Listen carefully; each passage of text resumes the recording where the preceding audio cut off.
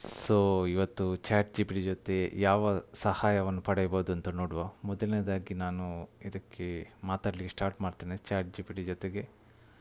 Hi chat G P T, ಹೇಗಿದ್ದೀಯಾ ಅಂತ ಒಂದು ಮೆಸೇಜ್ ಮಾಡ್ತೇನೆ ಫಸ್ಟ್ ಸ್ಟಾರ್ಟ್ ಮಾಡೋ ಮೊದಲು.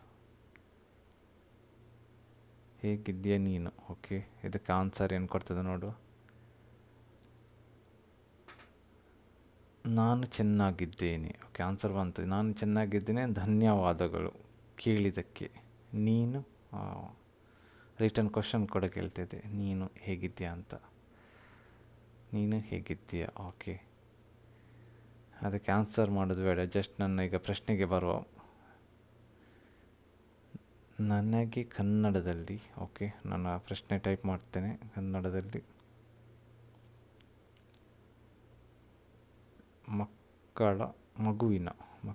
ಮಗುವಿನ ಅಂತ ಟೈಪ್ ಮಾಡ್ತೇನೆ.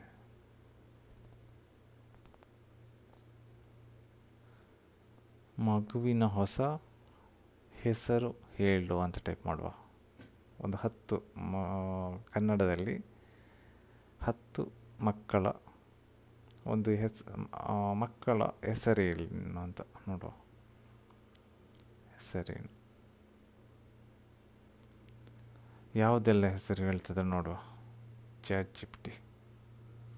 ಅದು ಕೂಡ ಹೀಗೆ ಕೊಡುವ, ಅದಕ್ಕೆ ಎ ಅಕ್ಷರದಿಂದ ಸ್ಟಾರ್ಟ್ ಆಗುವ, ಅಂದರೆ ಫಸ್ಟ್ ಲೆಟರ್ ಎ ಬರುವಂತೆ, ಆ ಥರದ ಒಂದು 10 ಹೆಸರು ಇತ್ತೀಚೆಗೆ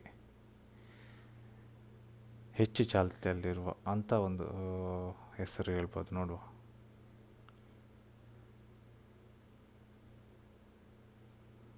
ಸ್ಟಾರ್ಟ್ ಆಗ್ತಾಯಿದೆ ನೋಡುವ ಈಗ.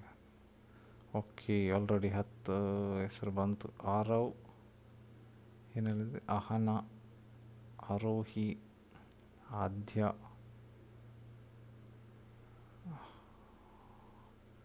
ಅನಿಕಾ, ಅದ್ವಿಕ್, ತುಂಬ ಇದೆ. ಆಕಾಶ್, ಆಯುಷ್, ಅವಿತಾ. ಓಕೆ,